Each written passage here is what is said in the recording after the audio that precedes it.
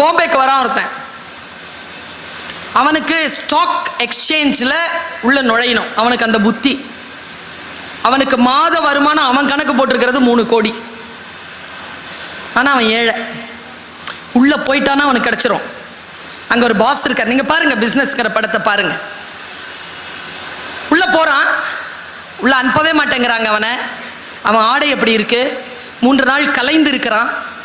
என்ன பண்ணுறதுன்னு தெரியல. நேராக ஒரு நாள் ஏமாற்றிட்டு ஷர்ட்லாம் டக் பண்ணிக்கிட்டு கரெக்டாக ஃபார்மலில் வந்த மாதிரி சட்டுன்னு அந்த ஆஃபீஸ்க்குள்ளே நுழைஞ்சிடறான். இந்த பாஸ் ஒருத்தர் அவர் வர்றது பார்க்குறான். அவர் பாஸ் வந்து இதில் ஏறுறாரு, லிஃப்ட்டில். என்ன தெரிஞ்சு தடுக்கிறதுக்குள்ளே அவனும் ஏறிட்டான் உள்ள. இப்போ பாஸ், அவன், செக்ரட்டரி 3 பேர் தான் இருக்காங்க. அந்த 30 செகண்டை பயன்படுத்துகிறாங்க. நாளைக்கு உங்களை சந்திப்பதற்கு எனக்கு 3 நிமிடங்கள் நேரம் கொடுங்கள். நான் எவ்வளவு பெருமதியானவன் என்பதனை உங்களுக்கு நான் சொல்லிவிடுகிறேன். அன்னைக்கு தெரியல பாஸ்க்கு என்ன மூடு இருந்ததோ. Take his number, tomorrow 10 o'clock is your interview சொல்லிட்டு வந்துடுறாருங்க. நான் படுத்தபடி தாங்க அந்த படத்தை பார்த்துருந்தேன் ஐபேடில். இதை பார்த்த உடனே எழுந்திரிச்சு உட்காந்துட்டேங்க. கிடச்சிருச்சு அவனுக்கு. பார்த்தா அடுத்த நாள் காலையில் 10 மணி ரவுண்ட் டேபிள். கரெக்டாக 9:59க்கு மாஸ்டர் வந்து உட்கார்றாரு. இவன் 9:50க்கே போயிட்டான். காத்து இருக்கிறான். உள்ளே கூப்பிட்றாங்க, போகிறான், உட்கார்றான். 1 minute, tell us about yourself. 1 நிமிஷம் பேசுகிறான். Okay, you have 2 minutes, tea அப்படின்றாங்க. டீ கொண்டாந்து வைக்கிறாங்க அவன் முன்னால். கிளாக் ஓடிக்கிட்டு இருக்கு. 5 செகண்ட் போயிடுச்சு. அந்த டீயில் துப்புங்கிற. 2 செகண்ட் போயிடுச்சு. You have 1 minute 40 seconds. துப்பு. அப்படி துப்புறான். You have 1 minute 35 seconds.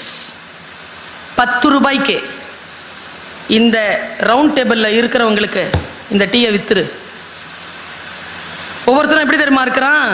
இந்த சிங்கம் மாதிரி இருக்கிறான், ஒருத்தன் புலி மாதிரி இருக்கிறான், ஒருத்தன் ஃபுல்லாக எருது மாதிரியே இருக்கிறான், ஒருத்தன் யானை மாதிரி இருக்கிறான். இத்தனை பேருக்கு நடுவில் தான் துப்புனதை எல்லாம் பார்த்துட்டானுங்க.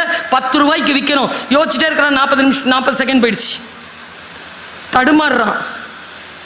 பார்க்குறான் ஒவ்வொருத்தரையும். கிளாக் போய்கிட்டே இருக்கு. கடைசியாக 5 செகண்ட்ஸுங்க. என்ன தெரியுமா பண்ணா? பேக்கெட்டில் இருந்து 10 ரூபாய் எடுத்து போட்டு நான் இதை விற்றுக்கிட்டேன்ட்டு குடிச்சிட்டான். கம்பெனிக்கு 10 ரூபாண்டா, நான் குடிச்சிட்டேன். he was appointed அப்படின்னு அந்த பிஸ்னஸ் படம் சொல்லுது. இதை புரிஞ்சுக்கிறதுக்கே நின்று நிதானமாக இந்த படத்தை பார்க்கறதுக்கே ஒரு புத்தி இருக்கணுமே நமக்கு. நீ முதல் நேரத்தில் ஏற்படுத்துகின்ற அந்த பாதிப்பை நீ 2வது முறை யாரிடத்திலும் எதிர்பார்க்கவே முடியாது. First impression the best impression. You never get the chance to make or to repair or to replace it. The first impression. அது சொல்லி தரணுமா? அப்படி என்றால் தவம் இருக்க வேண்டுமே. அதற்காக தானே சொல்லுகிறேன், வாசி. ஒரு கதை புத்தகம் இருந்தாலும் வாசி. எந்த கவனச்சிதறலும் இல்லாமல் காலையில் தூங்கி எந்திரிச்ச உடனே முதல்ல நன்றி சொல். உயிரோடு இருக்கிற உடனே மொபைலை தேடும். உயிரோடு இருக்கிறோமா இல்லையான்றது கூட மொபைல் பார்த்து தான் தெரிஞ்சுக்க. நான் குறையா சொல்லலை. கூலின்னு ஒரு படம் வந்திருக்குது, அதையும் தான் பார்க்கணும். ஆனால் அவருக்கு கூலி 200 கோடியாம். அதை யோசிச்சாதான் யோசிச்சுட்டு இருந்தேன் நான். எனக்கு என்ன பயம்? ஏங்க 3 வருஷத்தில் இங்கே இருப்பேன், அப்புறமா ஒரு 4-5 வருஷம் இருக்குது எனக்கு சர்வீஸு. அங்கே இல்லைன்னா நீங்கள்லாம் பார்த்துக்க மாட்டீங்க. டீச்சருங்க நான். 96 இயர்ஸில் செத்து போனேன்னு வச்சுக்கோங்களேன். என்ன சொல்ல தெரியுமா சமூகம்? டீச்சர் செத்து போச்சுன்னு தான் சொல்லும். சரியா? ஆசிரியர். அதனால் சொல்லுகிறேன், வாழ்க்கையை நேர்மையாக சந்திக்க வேண்டும் என்றால் வாழ்க்கையில் முன்னால் இருக்கின்றவர்களுடைய மன உணர்வுகளை புரிந்து கொண்டு சுயமரியாதையுடன் வாழ வேண்டும் என்று சொன்னால் நமக்கு முன்னால் இருக்கக்கூடிய புத்தகங்களை வாசித்துக் கொள்ளுங்கள். நான் கம்பராமாயணத்தை வாசிக்கிறேன்.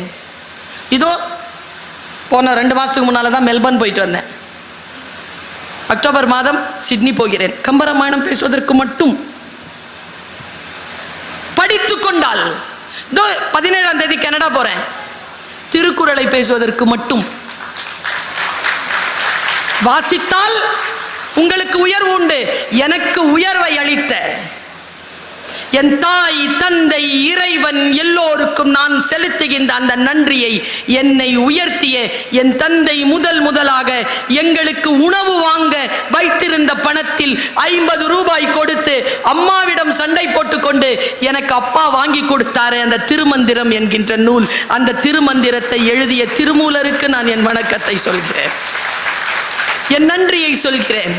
கம்பருக்கு, பாரதிக்கு, பாரதிதாசனுக்கு, பட்டுக்கோட்டைக்கு நான் என் நன்றியை சொல்லுகிறேன். நவீன எழுத்தாளர்களுக்கெல்லாம் நான் என் நன்றியை சொல்லுகிறேன்.